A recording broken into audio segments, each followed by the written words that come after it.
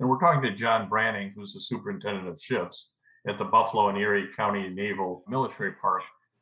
And I want to talk about the USS The Sullivans, in part because it's an example of that problem, but in part because you have that ship alive and it hasn't been, cut into scrap.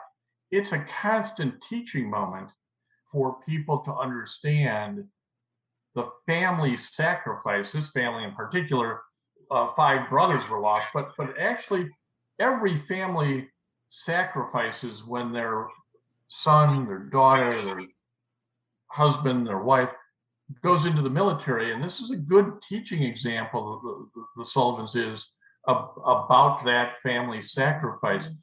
What are the current challenges of keeping the Sullivans going as that teaching museum? Well, the problem is really what it comes down to is that the Sullivans was built in 1943 and served throughout World War II, Korea. She was decommissioned in 1965, and she sat in Philadelphia for almost 13 years before, in salt water, just sitting there basically rotting in case another country wanted to buy her or she would be reactivated or something along those lines. Then she was towed here to Buffalo, and she's been here in the relative fresh water of Great Lake Erie and the Buffalo River. Trust me, I've been in that water. It doesn't taste fresh. But the thing is without being taken out of the water, dry dock, which we don't have the funding for that. And also the way the ship is oriented. If you go on our website, you'll see how the Sullivans is nested inboard against the pier inboard of the Little Rock. And so being in that kind of configuration, there's just no way to take the ship out and to do that kind of major maintenance. So throughout the decades, just, you're sitting in this kind of environment. The hull is almost totally encased in zebra mussels.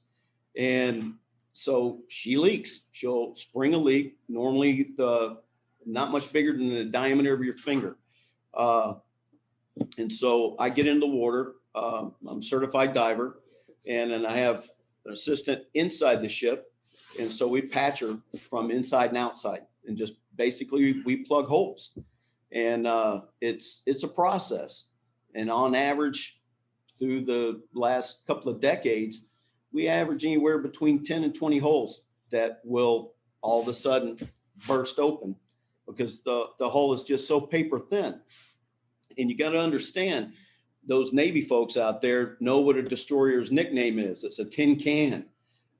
She was not built to stand up and slug it out with a battleship. Her armor was her speed, maneuverability, and her agility, hit and run, that kind of thing. So she wasn't built to last as long as she has in the environment in which she's in.